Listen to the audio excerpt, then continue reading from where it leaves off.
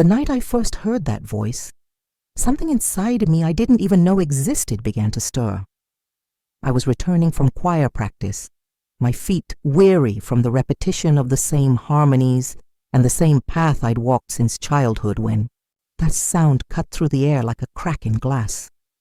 It wasn't a hymn, nor a song I'd ever heard before. It was a free, raw melody, laden with pain and desire, as if someone was singing with their heart wide open, unafraid to bare their soul. I stopped. My body halted before my mind could understand why. The hairs on my arms stood on end, and a warm wave surged through my skin, as if that song spoke directly to me, calling me by the name only I know, the one no one has ever said.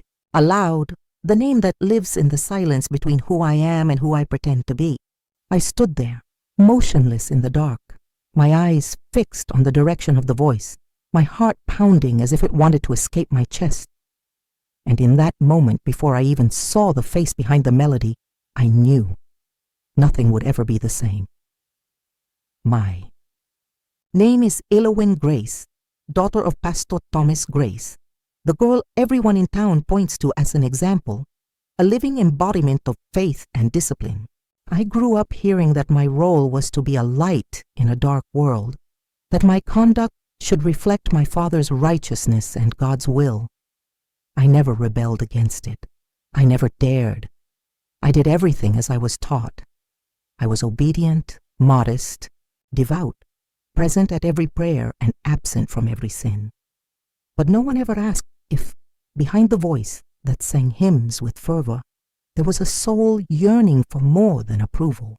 No one ever imagined that, behind the girl in knee-length dresses and impeccable posture in the front pew, there was a growing restlessness, a silent hunger for something I didn't yet know how to name. And now, hearing that unfamiliar voice, in the night, that hunger finally found an echo. In the days that followed, I couldn't ignore it anymore. The sound lingered in me like a perfume that doesn't fade with a bath, like a musical note that resonates even after the instrument falls. Silent, I began to walk slowly around the church, inventing tasks that didn't exist, hoping to hear it again. And I did. More than once. The melody varied, but the soul behind it was always the same, and each note seemed to peel away the skin I'd worn my entire life. I began to wonder who owned that voice. And more than that, why it felt like it was singing directly to me, to this part of me that had never had space to breathe. It wasn't carnal desire, nor sudden love. It was something deeper, more primal, a sense of recognition, as if that sound awakened a memory not of this life, but one that had always lain dormant in my blood. During that week, I did everything as usual, or at least I tried. I attended service in the same blue dress my mother sewed years ago, sat in the same wooden pew marked by generations of prayers, bowed my head at the right moments, closed my eyes as if in surrender, sang the same hymns with a controlled, aligned, sweet voice. Outwardly, everything remained, but inside, I was changing. Like underground water flowing through invisible cracks, I was being carried away. My father's words sounded more distant, as if something between us had shifted. He preached about purity, duty, staying steadfast in the Lord's path. I listened, but at the same time, the notes of that voice, from outside, from the world that didn't belong to us, seeped into me with more force than any verse. And it shamed me, because I knew what was expected of me. But it also fascinated me, because it made me feel alive in a way that faith, however intense, had never managed to do. On Wednesday, I gathered my courage. I waited for the sun to set, put on an old jacket of my brother's, as if it could protect me from what I didn't yet understand, and walked to the back of the lot where we stored crates of broken instruments. I pretended to be there, by chance, but every step was calculated, every breath a silent plea for the voice to return. And then, as if the world had heard my secret prayer, it came. Soft at first, then more intense, like waves that know exactly how far to advance before retreating, and then I saw him. Sitting on the stoop of the old caretaker's house, a guitar in his lap, eyes closed as if singing to no one, or perhaps to everyone who, like me, had never truly been seen. He was different from everything I knew. There was none of the care for appearances I'd been taught to maintain. His hair was messy, his shirt worn, and yet there was a fierce beauty in his figure, a strength that didn't ask permission. I watched him for whole minutes, hidden, my heart racing. And then, without thinking, without planning, I took a misstep that made the wood creak under my feet.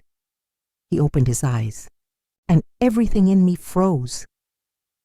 In the seconds that followed, I felt the blood drain from my face, shame rising like fire. But he just looked at me, not with surprise, nor with reproach. He just looked, as if he already knew I was there, as if he'd been waiting for me. And then he smiled, a small, honest smile free of ulterior motives. And for some reason I can't explain, I smiled back. That was the first moment I allowed myself to be just Elohim, without the surname, without the title, without the weight of being the pastor's daughter. There, before that stranger with a voice that seemed to wound and heal at once. I wasn't holy. I wasn't an example. I was just a young woman, starving for a kind of freedom I'd never dared to desire. That night, I returned home with trembling legs, as if I'd crossed an invisible line.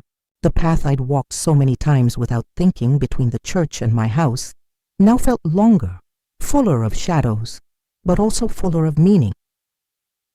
Each step echoed within me with a new weight, not of guilt, but of awareness. For the first time in a long while, I felt something important had begun.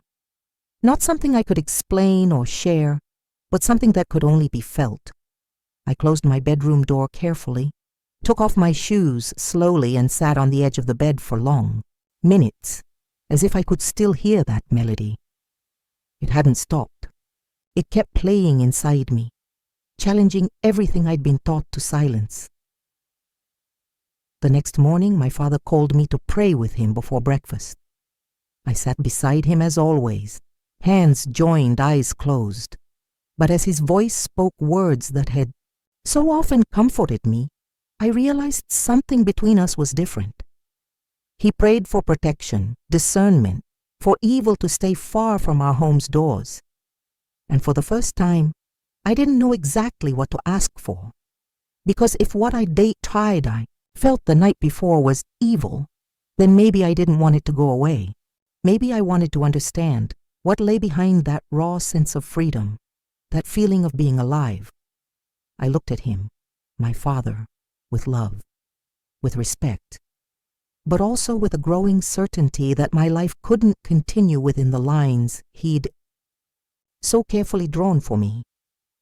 In the days that followed, I began finding reasons to leave the house alone.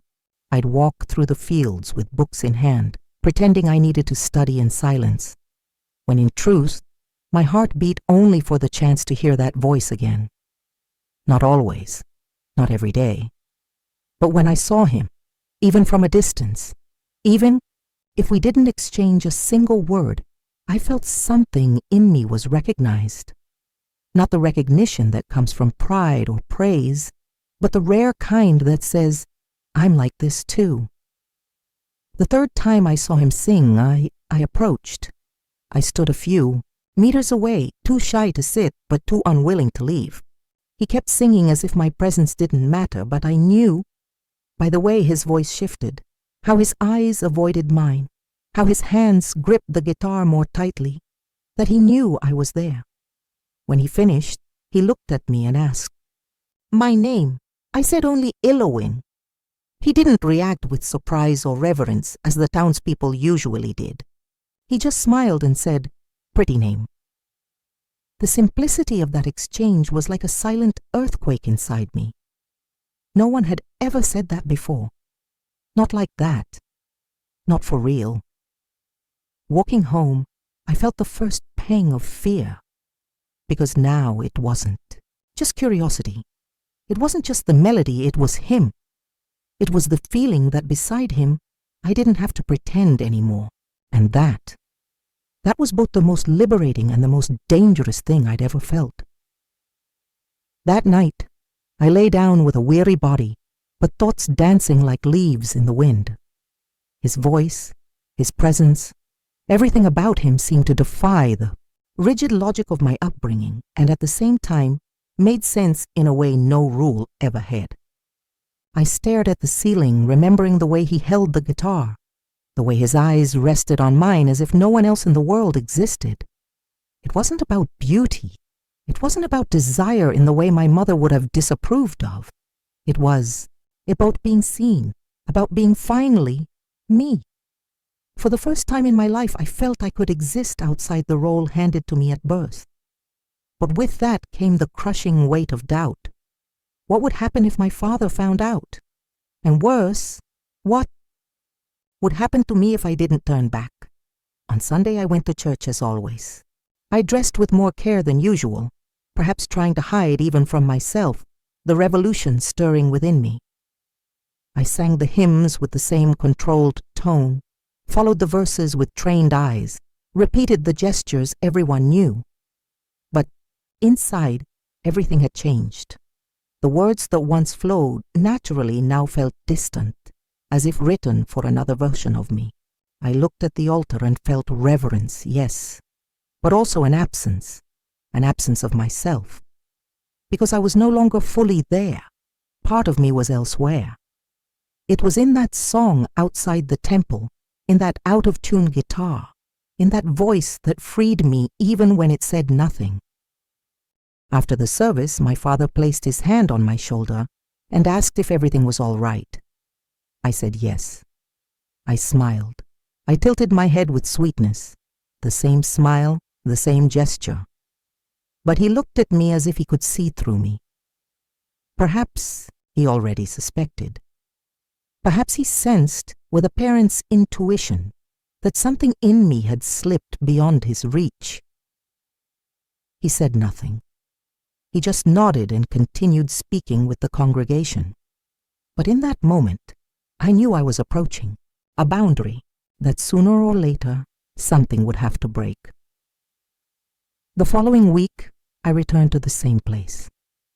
And he was there, waiting, I think. Sitting the same way, guitar in his lap, but this time he didn't sing when he saw me. He just smiled and said my name, and I sat beside him as if it were the most natural thing in the world. And maybe it was. Maybe between two souls that recognize each other, no ceremony is needed. We stayed there, side by side, saying little, listening to the silence among the trees. He didn't ask questions. He didn't demand anything. He just offered me presence. And I accepted. In that moment I understood. What was between us wasn't just a meeting. It was a calling. And I, without knowing the destination, had already answered. I began to live between two worlds. One was the world everyone saw. The pastor's daughter, seated with composure at Sunday services, helping with preparations for communal meals, singing sweetly at choir rehearsals. In that world, I was predictable, reliable, shaped by expectations that no longer fit, but that I still wore out of habit, like an inherited dress you're too afraid to give away. The other world, no one saw. It was made of silent walks to that forgotten corner of town, of whispered conversations beside him, of melodies he created on the spot, looking at the sky as if defying his own fate. And in that second world, I wasn't anyone's daughter. I was just Elohim with all my fears, my thirst, my oldest and truest desires. In our meetings, we spoke little at first. He always respected my silence, and perhaps that's why I felt so safe near him. He never demanded explanations, never asked why I kept coming back, why I stayed. He just offered me time, and with time, I began to speak. Small things at first, about the flowers my mother loved to grow, about how I felt more at home at the edge of the field than inside the church. And he listened with rare attention, like someone reading a book slowly to not miss a single line. One day, without planning, I spoke about my father, about the burden of being watched all the time, of being a symbol before a person. He listened in silence, and when I finished, he only said, "You don't have to be a symbol for me." That undid me in a way no sermon ever had. The connection between us grew quietly and inevitably. I began to know his habits, his pauses, the way he furrowed his brow when lost in thought.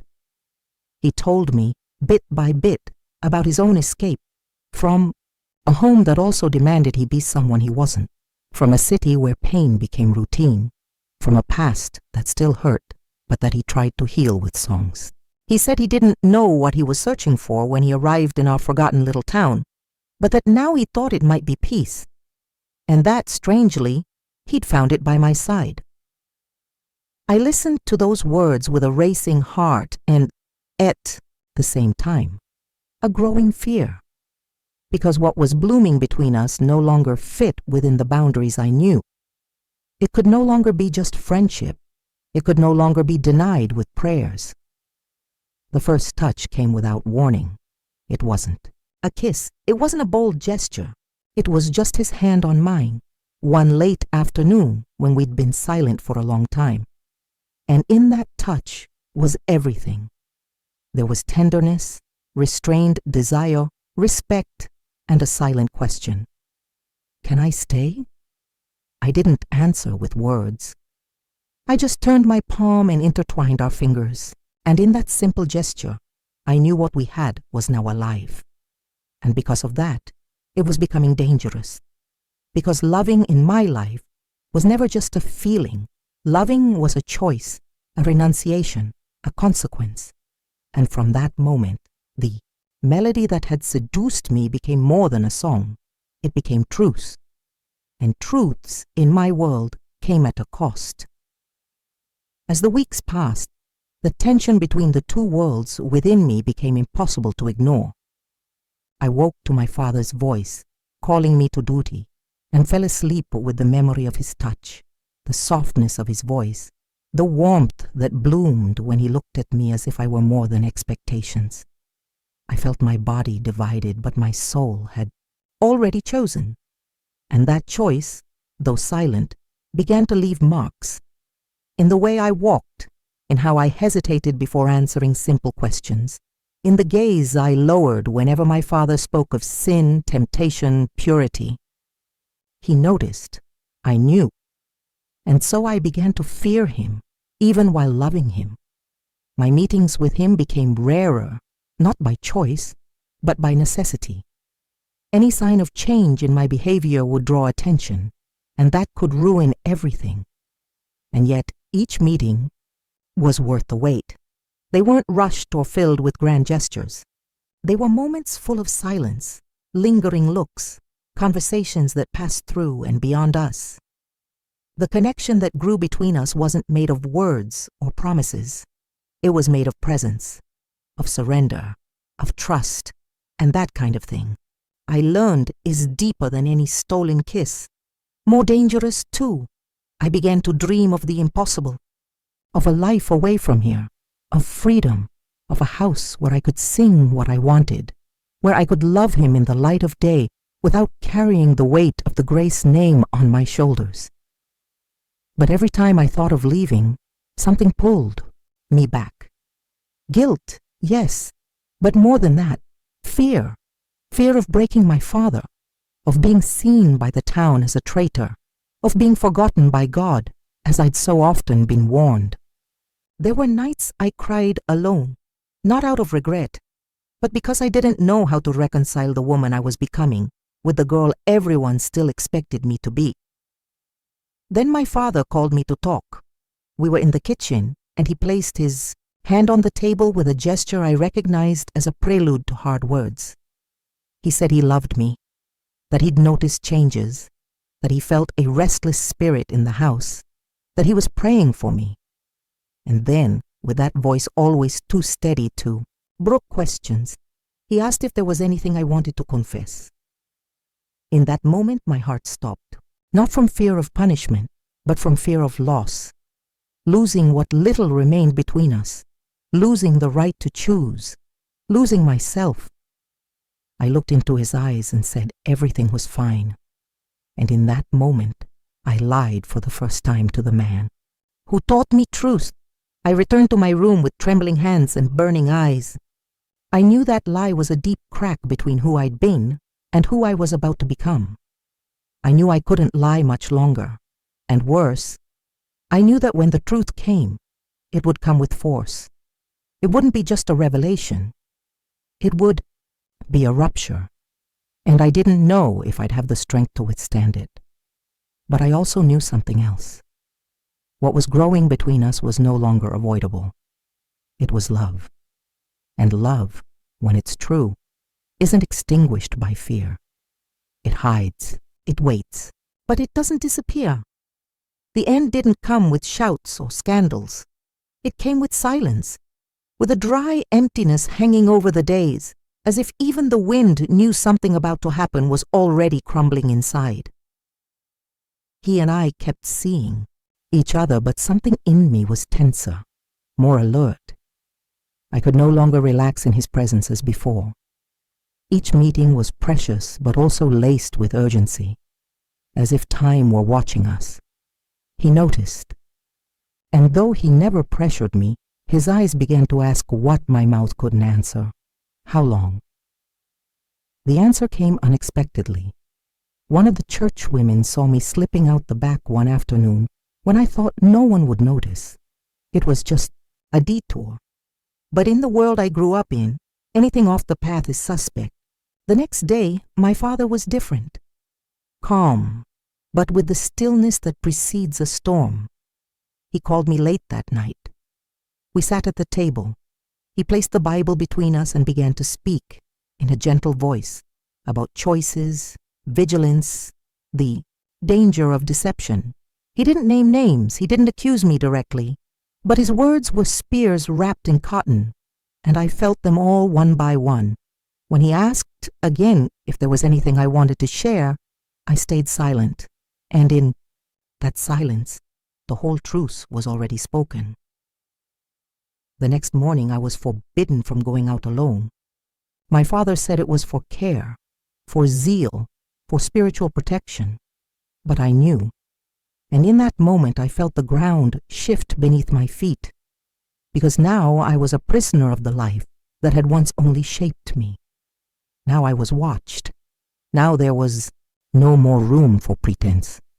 The pain grew silently, a mix of sadness and revolt I'd never known how to express.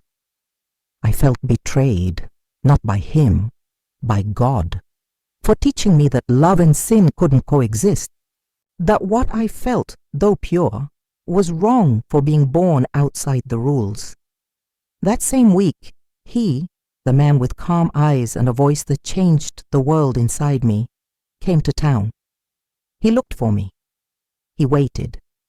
When we saw each other, there was an urgency in his eyes I'd never seen before. He held my hands tightly, as if grasping the last piece of something about to be torn away. He said he couldn't keep waiting in the shadows, that he loved me, that he wanted me, but he needed a choice. He needed to know if I was willing to cross over with him, and I didn't know what to say. I cried. I cried like I'd never cried before, because there, before the truest love that had ever found me, I was trapped. Trapped by fear, by loyalty, by guilt, by the name I carried. I said I needed time, and he, with wet eyes, just nodded. He said he understood, but he wouldn't wait forever. That night I returned home and stayed awake until the sky lightened, my chest tight, my body tired, my soul torn between the daughter I was raised to be and the woman slowly being born in me. And when the day finally dawned, I knew there was no more delaying. The next choice would change everything. Either I silenced myself forever, or at last I sang with my own voice. The next morning, I looked at my reflection in the mirror as if facing a stranger. The features were the same. My eyes still carried the meekness of the obedient daughter, but something was different. There was a weariness in my shoulders and a resolve in my lips. I didn't yet know what I'd say or how I'd say it, but I knew I could no longer live in pieces, pretending by day, suffocating by night, begging forgiveness for feeling things that made me, for the first time, recognize myself as whole. I wore the same dress as always, tied my hair as always, but inside, it was another woman walking through the house's halls. And this woman I was becoming, no longer bowed so easily. I waited for my father to finish his morning readings. I asked to speak with him. I sat across from him and with a trembling voice, but without avoiding his eyes, told the truth. I said I'd met someone, that he wasn't what he expected, that he wasn't part of the church, that he wasn't a man with titles or spiritual credentials, but that he listened to me, that he saw me, and that with him I'd found something. No doctrine had given me peace. My father listened silently, eyes lowered, fingers gripping the chair's arm with a force he didn't notice. When I said I loved him, I saw for the first time his expression break. He didn't shout, he didn't preach. He just stood, left the room, and left me there, alone with the weight of what I'd done, and with the profound relief of at last no longer hiding. For 3 days, we exchanged only basic words. The silence was thick, heavy, more painful than any punishment. My mother tried to mediate, but I knew he needed time, and so did I, because part of me still felt guilty, and another part was slowly beginning to free itself from that guilt, beginning to understand that faith and freedom aren't enemies, and that loving someone outside the boundaries drawn by others isn't an act of destruction, but of courage. It was on the 4th day that I decided. I walked to the edge of town.